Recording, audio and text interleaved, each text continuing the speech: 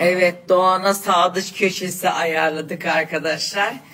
Takı sandığını onun kucağına koyacağız. Güle Erman'dan 50, 100, 150. 200 euro. Eline de mikrofon. Güzel, tamam.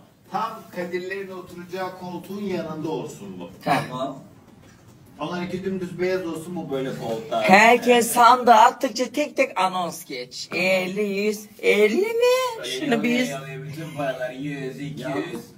Doğancan, ben altın aşağısı kabul etmiyorum. Altın aşağısı mı? Abi bir sürü para harcıyor adam. Bir şey diyeceğim şimdi. Kötü çeyrek altın. Sen bana taktıklarımın hepsini kenara not etmişim. Ben ne gelecek ne gitmeyecek. Erzurum'da Sadıç bütün parayı dağıttı. Şimdi toplama sırası onda. O yüzden Peki bir şey soracağım.